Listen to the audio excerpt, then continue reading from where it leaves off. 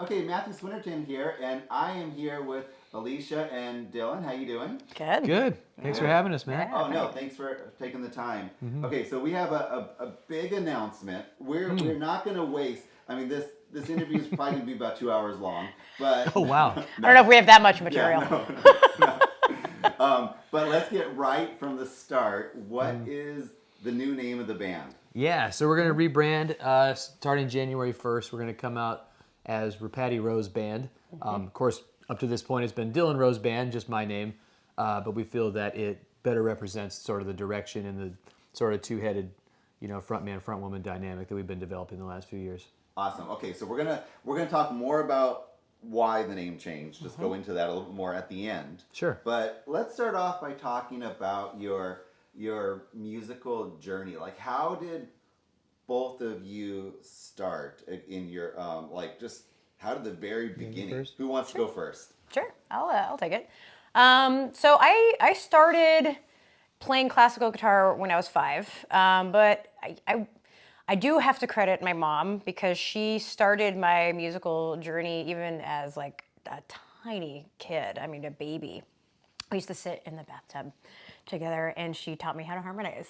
And she would pick a note, and she would have me match her, and then she would have me hold the note, and then she'd go off in a third or a fifth and move around, and then she taught me how to do the same with her when she maintained her note, and that was kind of my first introduction to music and pitch and tone. And then when I started classical guitar, I started under the Suzuki method with a man named Kevin McDowell.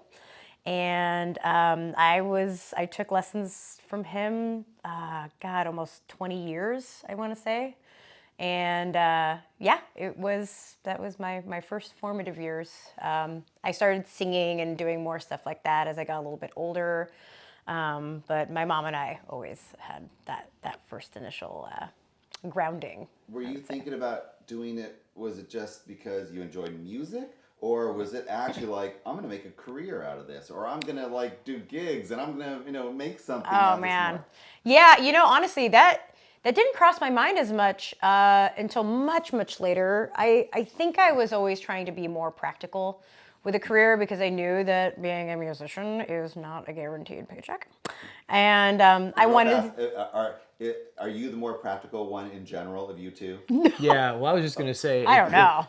if being In some ways. if being practical is tempering your expectations of being a musician for your life, then I'm very impractical. Okay, so but maybe in general, in other things, you are the practical one. Yeah, I would say he is pretty practical in most cases, and It's I'm a just the big little one. I'm a little more of the spontaneous. Like as a kid, I wanted to be an artist. I wanted to go into animation. I wanted to be a therapist because I love working with people, and I was always a little bit more just whimsical in the sense of like, well, I don't know what I want to do, and I'm gonna do a lot of things semi well instead of focusing on the one thing that I do really well. And he was kind of the opposite of me, I think, in that case. He focused from the get go on the one thing that he knew he wanted. Okay, so I did interrupt you, but yeah. So you said you were going to be practical. You knew that this wasn't the thing, but did you go down a little bit of the route of? Yeah. Yeah. Yeah. I was in a wedding band. I was in many musical groups for a while. I never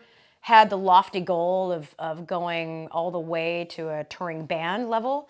But I was in a working gigging band called The Sound Effect. We did a lot of weddings. There was a lot of private parties, which pay really well. Those are always the ones that pay the best. So that, in a sense, gave me the first taste of like, wow, being a musician actually can afford you a padding of income, if you will. And I was teaching on the side. I started teaching guitar when I was about 14. And that I always knew had a steady and consistent paycheck at the end of it. But I never encountered or even really entertained the idea of pursuing it as a full-time passion until I really met this guy. So Talked her into it. he really did. Were you from here? Yeah, I was born and raised. Okay. When did you guys meet? Well, technically, we met many years ago, way before we started forming this band thing together in 2020. whenever you started working for the music store, I guess. Yeah, I think that was like 2016. Okay, so in 2016, I was working at a music store downtown called More Music on Front Street for Mr. David Hanloff, a dear friend of ours. And she started working there as well, just teaching private lessons in the back, these facilities in the back, private teaching rooms. And the long story short is we were teaching private guitar lessons in adjacent rooms, and both very shy in speaking with each other. And we kind of avoided each other, like really actively avoided each other for years. I'm normally not that shy. Wait, what year is this? 2016 all the way until COVID when we actually started hanging out. 2020, yeah. So 4 or 5 years of just kind of passing in the night, But I guess we technically met around then, but we're never actually friends, merely just like work acquaintances, Yeah. awkward work acquaintances. And then in 2020, right when the pandemic started, we kind of found ourselves both teaching there like via Zoom and developing this sort of band idea that brought us here. Yeah. Wait, teaching. So you were teaching Zoom We were from, still from the location. Yeah, we were still in Okay, the. you guys weren't like zooming each other. No. No, we didn't have Nothing that quite in that us at extreme. all. No. No, I mean, the COVID kind of forced our hand because, I couldn't teach in person. Nobody could do anything in person, really. So I was doing Zoom, a lot of Zoom lessons. And sometimes just to get out of the house, I would come into the shop. And interestingly, in that time, the shop had closed down. Dave was still having him and his dad come over, and they were starting to do these weekly jams. They're like, let's just be a little COVID family. This will be our like reprieve from just the chaos. We call them speakeasy jams. 'Cause Yeah. In the beginning, it was like you can't go outside or tell anybody that you're hanging out with other That's people right. in different Yeah. groups or whatever. So, yeah, every Friday night, for the most part, during COVID, we would have these jams. And she walked in the room and started singing Janis Joplin, and we just like totally lost it because it was like really floored us, my dad, Dave, and myself.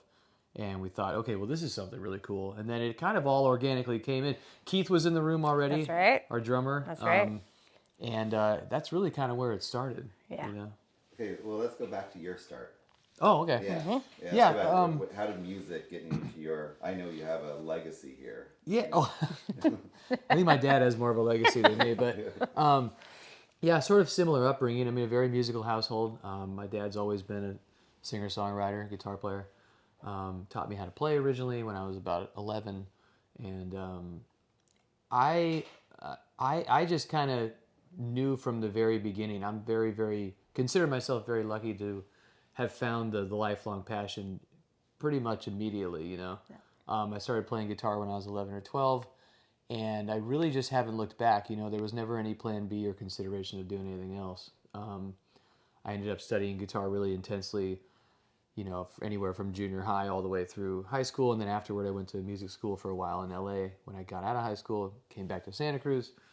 And it's just been my life, And my parents have been super supportive. I mean, they're very musical. Of course, a lot of people that are watching this probably already know my dad worked for Gibson for 26 years. So it was like Christmas every day. There were guitars flying in and out of the house, So I was just absolutely enthralled with the whole thing, It's pretty amazing that, for one thing, your love of music. You as children, you're doing it, and you're doing this now as a career.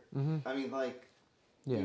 That part is validated. That's not easy. It's it's a struggle. It's hard, but like most of your life is revolved around music. Yeah. I know there's the grind here and there, but I mean there are those highs and lows of highs of like we got to be on stage. We got to play these really cool shows. Like most people, it's unique. Don't get that opportunity. I know. No. His brother has a funny saying. What does he always tell you? He's like, I don't know. He's like, your job is so unique. Nobody ever comes and like applauds me for fixing locks or like doing my job when I show up to do a 9 to 5. Yeah. It's a unique thing, and it could be kind of like something that requires getting used to, because it does feel like, oh God, all these people just come up to you afterwards, and you're like, I think I always just assumed that like my whatever I was doing musically wasn't that impressive, like or not that cool. I didn't have the expectation that so many people would really appreciate what we do on the level that they do. And Well, yeah. there are very real lows that you Yes. experience, but I mean, Yeah. everybody experiences those, no matter what sort of line of work they're in. So, Yep. you kind of, you can't do this, you can't get into this grass is greener thing, and we're super fortunate to be able to do what we love.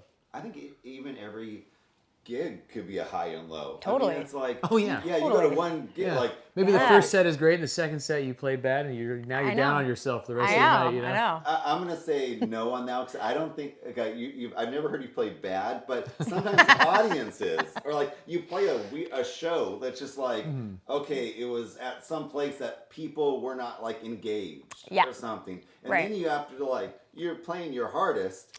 Yeah. But it's like, is it reciprocated? Like, are people really like engaging as much? Yeah. Right. Like I feel like those are far and in between. Yeah. But because I mean, I've seen your shows and like you put your all into it. There's like I feel like you don't like okay, we're gonna put 50% in today. Yeah, that's it's every time. It wouldn't be worth it if that were the mentality, Yeah. You have to enjoy it and get all the way into it. And going back to the highs and lows thing, I mean, the roller coaster that I've often talked about with her is, like before COVID, I was going to like doing European tours every year, and then we would come home after spending a month or two in Europe and doing all these, whether it was festivals or these big club dates with other bigger headliner bands and stuff. And then next thing I know, I'm getting off the plane, I'm back home, and I'm either working at the music store again, going back to the normal day job life, or I'm back to playing in a club for 20 drunk people. Yeah. And it's just. Whew. So it's very much up and Yeah. down, Yeah, it's really and you kind of have to bipolar. weather those storms mentally a bit. Yeah. But I think that makes the highs even higher. Sure, yeah. Yeah. Well, and the Yeah. older we've gotten, I've grown to appreciate that more and be able to sort of ride that wave a little more Yeah. gently, I think. Yeah. You've hardened. No, Yeah. just kidding. Yeah. I have no heart left. I'm just trying to get through the gigs. Exactly, yeah. Okay, so I want to go back a little bit. I feel like I'm pinballing back and forth, but you guys, we had this Zoom romance, shy Zoom romance. Yeah. Well, we were Adjacent. Again, Zoom. we weren't zooming each other. Yeah. No, We were yeah, just, but we were you're just in the teaching in room. adjacent Yeah, rooms. Yeah. And, Yeah. But never Zoom. No. But when did what was the point where okay, we're a couple? Who's the one that or was it just man. we just already are? I don't know. It Yeah, was- I'd like to think that it was kind of just slow and organic, Slow. Slow. I think I was I don't the know. first I mean, there one was to come. certain, I there loved were him. certainly feelings in there, Yeah. but it was, But COVID you was guys such a saw each weird other? time. COVID was such a Yeah. weird time. We yeah. had no jobs. I couldn't work any gigs. We couldn't. There was nothing going on. I mean, when you're just staring at each other, like in the Yeah. band room, and you're playing music and you're trying to feel each other out and stuff. So Yeah. it was. Well, and It was unique, he had just gotten out of a really long relationship too, and so there wasn't this big rush to get into a relationship. I didn't want to push that. I was not even needing that. I think initially going into it before the pandemic was ever a thing, I assumed he was going to go back on tour. This was going to be we'll get to know each other and it'll be fun. Maybe we'll play some music. We'll see. But he was going to go back on tour and then just kind of do his thing. We go back to our lives. And then that didn't happen. And everything shut down. And we were shoved into a band room even more intensely. And that's what really, when the cogwheels started to turn. Stuff. Yeah. But I mean, look, the romantic but very true answer is that the music brought us together. So I'm sticking to it. Yeah. I was gonna ask that. Does that add a little extra when you're playing and you see the other person singing a song or well, yeah, I mean that's sure, that kind of ups the The ante of level of yeah. something. Yeah. It does. It does. It absolutely does. Yeah, and that can be a whole nother topic, maybe for another day. I don't know, but the balancing personal and professional thing, and Yeah. who we're portraying on stage versus who we are hanging out in the living room by ourselves. Is Yeah, it can be it's very always different. a nice thing where we check in with each other and see how we're doing with everything because it's a balancing act. It is. That's a challenge with anybody who has a relationship to work Right. together. Yeah. I mean, usually you have a break. during the day. You have 8 Yeah. hours or something. Yeah. And I feel like you guys are going the complete opposite. I mean, you're the name of your band now. Is Yeah, right. You guys are going all the way in. Yeah. Yeah. You Which actually is have to cool. force time apart, Yeah. because Right. it's just a Yeah. constant Yeah. working relationship, back and forth, and You do need your time. Yeah. And I can be guilty of being swept up in the business side of things, and sometimes she has to remind me to stop talking about Yeah, the next show or the next pursuit. You know. No, I'm with you on that one. Okay, let's talk about. I want to talk about your highlights of like some moments, and we talked about it earlier, but like I feel like in any musician's in a career, there's some like moments where like this just is perfect. This is like such a great moment, whether on stage, whether in the studio. Can both of you can think of like your individual like what are one of those moments? Yeah, I mean, for me, most of mine would harken back to the pre-COVID era. I was touring in the band that I founded in high school, a metal band that ran actively for about 20 years called Archer, and there were some really fun times. I mean, yeah, the Europe tours with bands like Queensryche were amazing. Wow. Some of those metal festivals in Germany and Sweden were really unbelievable. You know, being on the same bill as Black Sabbath, like I played Candlestick Park, a halftime show for the Niners. I mean, there's just a lot of played on Conan O'Brien. I mean, there's just a lot of stuff I did over the years. Didn't you also play at the Boardwalk during James? I did. Yeah, it's like 30,000. Like that was the biggest show on the Boardwalk was that show.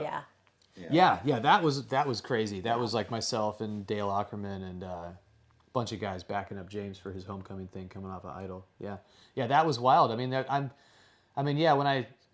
when I'm forced to look back on all the cool stuff, it kind of puts it in perspective. So I'm glad we're doing this. Yeah. No, it is cool to see. Like I think sometimes we forget. You're just like in the normal day to day. Like what's the next show? Get the grind. But when you see the last 20 years, like that's pretty epic. Well, and even going forward post COVID, because I'd like to focus more on the future, obviously. But we started doing these mountain winery shows over in Saratoga, and we ended up getting on the main stage and opening for Kansas, and such a beautiful venue. And it's just it's gorgeous. And the sort of the validation of going out there, just the two of us with two acoustic guitars and two microphones in front of a packed house like that, opening for a big band, like Kansas, and being able to sort of hold our own and get a standing O at the end of the night is.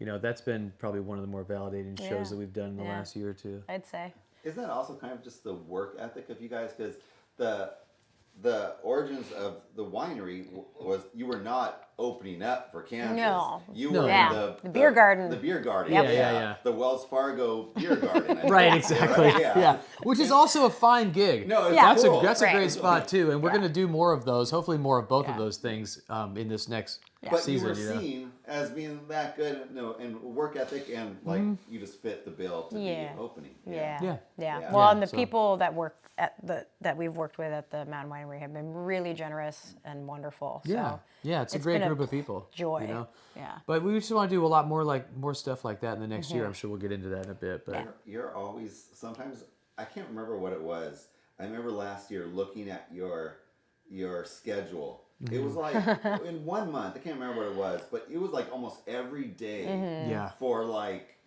weeks. Like, it was like 3 weeks straight. Yeah, and especially during the warmer months, summertime summertime and stuff. I mean, sometimes you're looking at it and I'm going, all right, babe, so 3 Sundays from now, we're off. We're off. Yeah, what are we gonna do with that day? It's like, whew, because honestly, I mean, all those, the calendar stuff and the public gigs that we post, whether it's on Bands in Town or social media or the little graphics that we make and put out every month about, hey, here's where we're playing. Those never include private parties. Yeah. No. So like, that's never the full extent of what we're working. Yeah. Yeah. That's crazy. Yeah. Okay, what about you?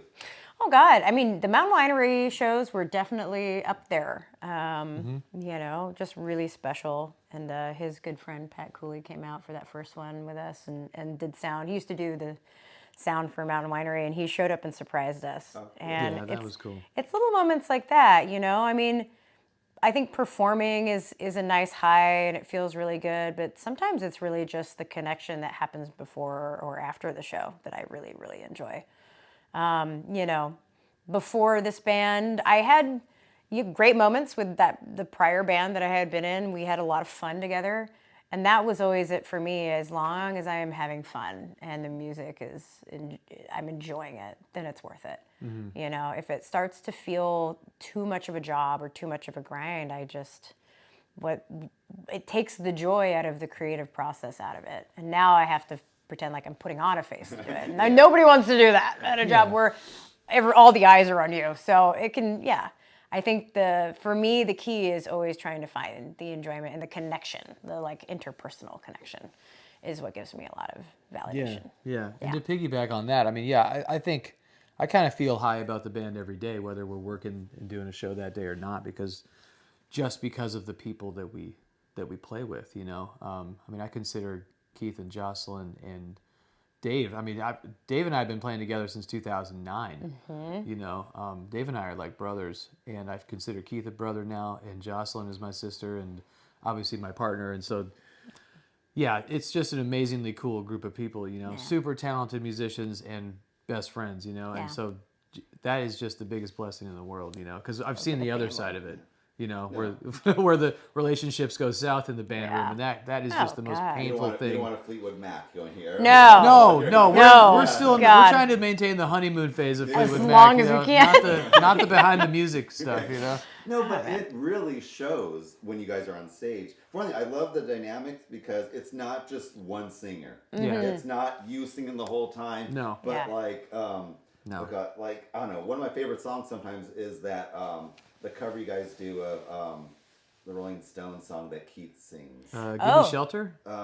Virginia. Sweet Virginia. Sweet Virginia. Yeah, Sweet Virginia. Listening to all of your harmonies together. Yeah. And I mean, it's also an interesting dynamic because of the style of music. I really can't pinhole you.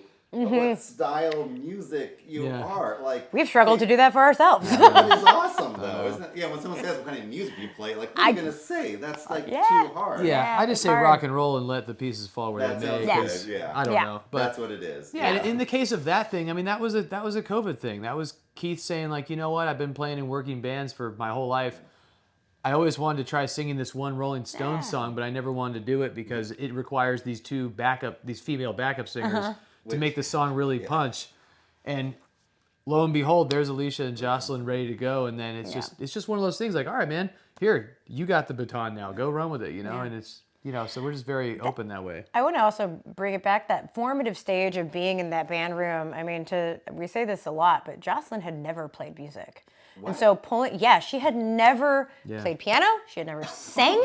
She had no musical background. And so when we were pulling her in on this stuff, it was like she was suddenly cast into the band room, and we stuck a microphone in front of her. She's like, oh my God, I don't know what I'm doing. And I was teaching her harmonies, and you know, and it was just some of the notes that she gets, like, she has an insane high range. Like, it really is impressive. And poor thing.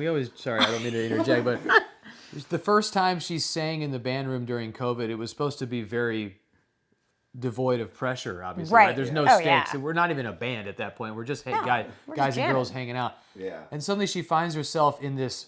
We called it a vocal booth. It was really a little side room off the main room where we put them in to sing so that they could hear themselves better. Yeah. So that Keith wasn't blasting them with the drums. Yeah. And she gets stuck in between Alisha and Tammy Brown. Oh my God. Yeah, Tammy had joined us a few times during that time. I know. Oh man, I know. We always joke about that, you know, but I think it was really, really trial by fire, and really, I mean, and that's why she's come a really, really long way. And she rose to the occasion every time, and you know, I give her so much credit because as an adult, if I have zero skill set in something and somebody says, come do this thing and be in a room full of people who have decades of experience over you and try and match even 20% of that is so daunting. Yeah. And most people would do that for 5 seconds. They'd be like, cool, that was fun. Goodbye. Yeah. And she leaned in and she decided music was something that she had always wanted to be involved in, but never understood what her role wanted to be. She was like, maybe I'll go into like managing a band, or maybe I'll be, you know, all of these satellite roles, because she wanted to be near music. She loves music. But she had never allowed herself to even entertain the idea of like being on the stage, on being in the band. And that was the first moment, I think, that really blasted those doors open, and she just took the baton. Yeah. And she ran. I totally feel her because I love the idea of just being around music. I feel like I'm so musically not inclined at all. And like I've been in studio when James recorded stuff, or we recorded videos, or something like that. And it's like, or I remember seeing like the Coffis Brothers and Mira Godo and Jesse Daniel and Taylor. We're all in one room. We're like, we got to come up with a song for the show together. Yeah. And within 5 minutes, it's like a song. Like, how did you guys do that? Yeah. So that night, it was like the Nexties Awards, and I said, "Okay, can I come up with you and like play like tambourine or something?" Nice. I did tambourine for like 30 seconds. I found out I can't even do that. That does not work. That's like one of my uncles. We joked that he's so musically tone deaf he can't even play the radio. Oh my God. I'm pretty close to that. Yeah. So that's funny. So she pulled it off. Yeah. Okay, so we've talked about these highs. Let's talk about, and we've touched on the struggles, and I feel like even the last year, there's been a couple, year and a half or so, it's been struggles. Like there were shows where I didn't see you. Yeah. Oh man. Yeah, Alisha was not there. Yeah, I was out. Yeah. Well, and we'll get to why. Yeah, this is good because now people will know. Well, dude, you should have made a record by now. You guys started the band a few years ago. Where's the album? And we'll get to where that's going. But yeah, there was, we had a couple of valid excuses at least, Yeah. You can talk about your journey. Yeah, I mean, in the beginning of last year, I found out that I had some sort of vocal polyp that had developed. And I had noticed on gigs I was going hoarse at the end of the day, and that was super abnormal. And it was a very consistent thing. I'd have good days with my voice, and then suddenly it would feel really unstable. And my top range had really come down. I had narrowed so much. And so I went into a laryngologist to get it checked out. And he was like, oh yeah, sure enough. And so I went in, I scheduled a surgery, and the surgery is pretty non-invasive. It's really just taking what would be a skin tag off of the edge of your vocal cord.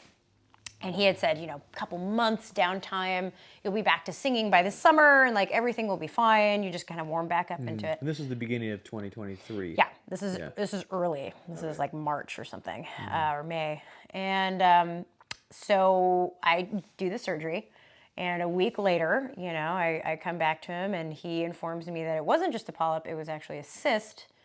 And he had to go, it was a more invasive surgery. They had to go underneath what's called the lamina propria and take out the cyst. And so the healing time was a lot longer. I had a couple little setbacks, and then I had to get another vocal cord procedure about 8 months later because this vocal cord had compensated so much that it had developed a polyp. Yeah. Just a normal polyp. Yeah. And so that was basically a full year before my voice really started to feel like it had come back. And I mean, that year was probably the weirdest time of my life, just not knowing if I was going to actually get my voice back or if it was going to be at 80% or, what that was going to look like at the other side. It was pretty scary. Which is crazy because anybody to get it, it's like, you're this musician that uses, that's your main instrument there. Yeah. That is a struggle. So that is scary. Yeah, it's frustrating not to just be able to talk too. People don't realize what a... Wait, you had to not talk? There is a lot of time. I mean, probably combined at least a couple months worth of no talking to extremely limited talking, where I was only able to talk for 10 minutes a day. And man, that is a special hell on earth. It's like for an Italian. It's like a prison. That is like a prison. Yeah. So, and writing on chalkboards, he was... That's what I was wondering, how you guys communicate. Yeah. Oh, I tried to help, I'd go to the grocery hard. Store with her so that if somebody recognized her somewhere out in public, he'd run interference. Hey, dude, she can't talk, It's so, and bless her heart, but she is the much more talkative one than I am. So she had to tell me dude, you gotta step gotta up step and up. Yeah. run interference. You Yeah. can't just be the quiet one because I No. can't talk, and if you let me, I'm just going to I accidentally will fill talk the and, space. Yeah. So yeah, If there's space to it be was filled. certainly, we had to adapt quite a bit. Yeah, It was so. rough. That was quite a setback, and seeing somebody go through something where they're starting to doubt the very foundation of being a musician, and not being able to get back to that potentially. Yeah. Not just the implications for the band, but just individually for her. Yeah. It was really rough. Personally. And Keith went through a lot of that too. He and I had a little bit of a bond Yeah. over that because Yeah. of his arm. He had a lot of the same questions, and still, it's not a fully resolved issue. And so for him, he's really had to dive deep and find a new mode and style of playing that he feels like good about.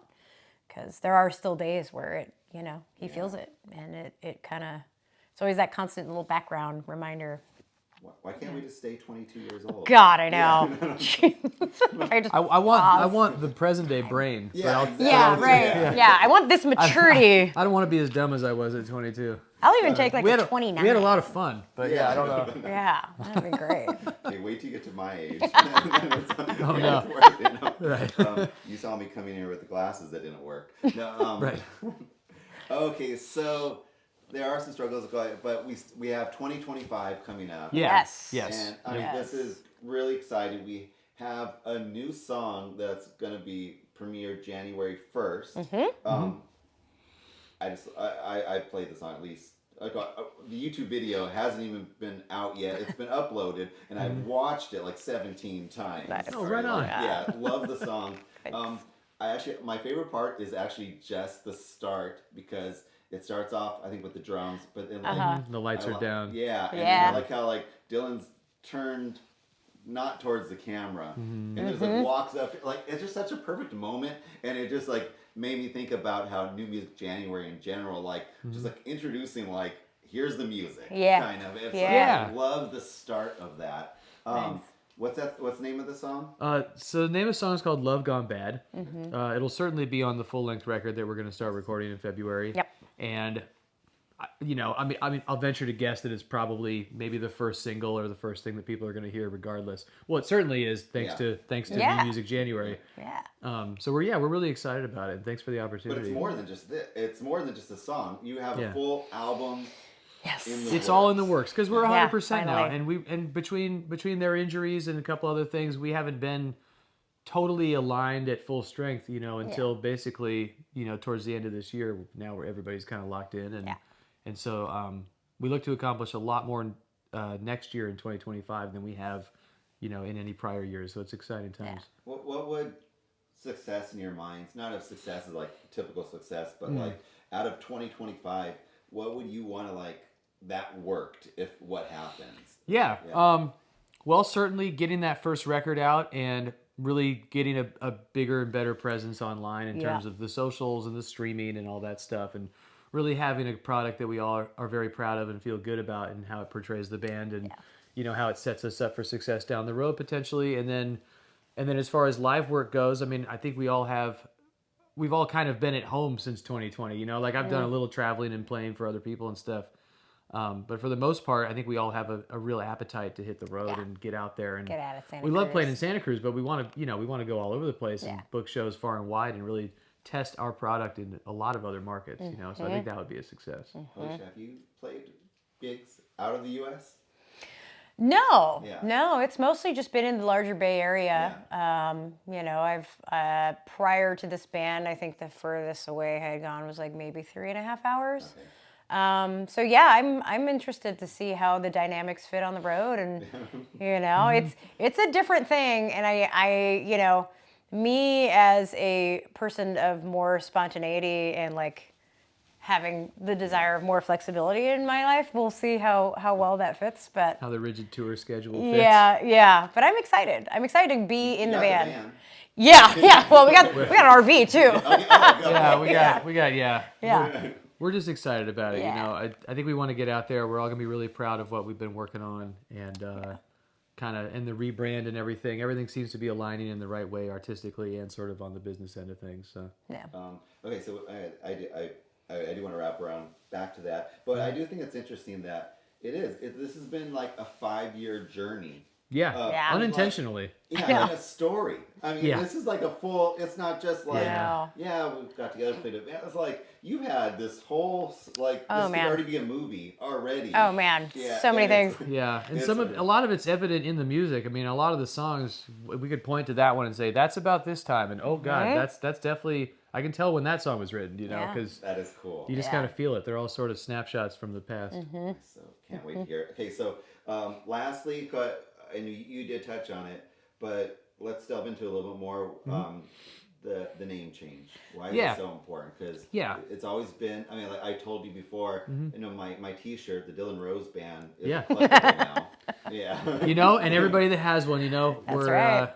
That's right. we're gonna worth make a lot some of new money. merch, and hopefully everybody will like that stuff too. But anyways, yeah. So when we started during COVID, I mean, there were not a lot of aspirations for like some, I mean, we were just kind of messing around in the band room and stuff. So we did it originally, have several discussions and go back and forth for a while about what can we call this project, you know? Right. Right. And the last thing on my mind was the Dylan Rose Band, because I'm just really not that guy to have like just the one guy band name thing.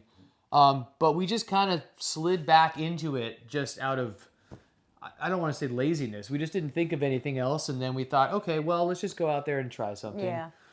And it certainly worked for a while. I mean, there's no regrets Yeah, about it. yeah. But I think it's a great band name. But I think as the material has really come into focus, and as we've really sort of honed this identity of Alisha and I kind of being this 50-50 upfront sort of thing with both of us singing, and her taking on more and more of a role as the lead singer in more and more of the songs that we perform, I think it just feels right to sort of slice up the pie a bit more evenly in terms of what the band's moniker is, and again, we went through this whole thing again the past several months of like, well, we could be called, we could do Anything. some Heartbreakers kind of thing or whatever, where it's Yeah. just, it has nothing to do with our actual given Right. names. Right. But we just kept going back to like, look, everybody knows us, whether we're playing with the whole band or as an acoustic duo. Everybody knows us as Ripatti and Rose. Yeah. It just makes sense. It rolls off the tongue, obviously. It's got kind of a cute rhyme to it. Yeah. And if we just call it Ripatti Rose Band, then we can just use that name whether we're playing by ourselves or with the band. Yeah. And we don't have to have multiple different social media pages and Yeah. all this different It's juggling stuff. streamlined things a lot. Yeah, we just really need to streamline stuff. And Yeah. again, it just feels right. Given the material we have now, it best represents what we're doing. Yeah. And it was hard, we're trying to come up with an original band name. I think especially when you don't have a band that fits a specific genre, Yeah. it can be really hard to find a name or a phrase or a sentence that really encompasses that. And the name thing just seemed to be the Yeah. It's more like you already intuitive had way. the name. Yeah, we It's did. kind of- We did. Right. Yeah. Yeah, it and to just that fit. and to that point, I mean, I've always been enchanted with like, crazy band names like Led Zeppelin and Oh yeah. Oh yeah. And you look at it now, you're like, oh, that's such a brilliant name. And I'm sure at the time it was like, the what hell does does that even mean? Yeah. But there is sort of a nice human quality to having your names in there, I guess, Yeah. and just being, look, these are the people. Here's who we are. We've been this for 5 years. It's all the same songs. The band is who it is. If it says duo on the calendar, it's going to be the two of us. If it says Ripatti Rose Band, it's going to be all of us. And nothing's going to change. The identity is now very streamlined, Yeah. as you said. Yeah. Exactly. No, that's what I thought about. Just for your like when you are just a duo, like it just it makes sense in both ways. Yeah. Yeah. It's like you just know. Sometimes it's not a full band. Sometimes it is. Yep. Yeah. Right. Yeah. It just stopped making sense. Like, well, so when you have the full band, it actually just goes by one guy's name. When you bring more people in, it That's gets true. narrower. Like, Yeah. so I don't know. We just got Yeah. tired of it and just decided to streamline everything. Yeah. I like that you're launching all this January. This is like Yeah. new. Yeah. Like, Feels like a new 2025 beginning. Yeah. is like the Fresh culmination slate. of these 5 years. It's exciting. Everybody's gonna just like from a marketing angle, I think about all those things and like this Yeah. could be such a great launch Yeah. for the whole. So, Yeah. Yeah. Well, and you're playing a huge part of that. So thank you, Matthew. I mean, Thanks, Matthew. It's fun. the new music January thing and the new video It's and the name great. change, It's and then great. we'll For all And then bands. we're sort of put the spotlight on that Love Gone Bad video, and then have our first big full band show January 11th, which happens to be my birthday. And we'll just it'll just be a whole month of sort of new beginnings. It'll be really fun. Yeah. Debut some new songs. I promise I will not play any tambourine in any elements of it. Well, if you show up, we're gonna force you. Yeah, we might force a shaker in your hand. Great. Well, thank you so much. All the links, everything will be at the bottom of this interview. Yeah. So you can click on their Instagram and website and all the other fun stuff. And the show, I'm gonna promote it. There is a show on January 11th. And Yeah. where is that? Yeah, El Vaquero Winery. Okay. So the standard sort of Saturday 5 to 8 thing. You can make reservations in advance. I'm sure they're already taking them now.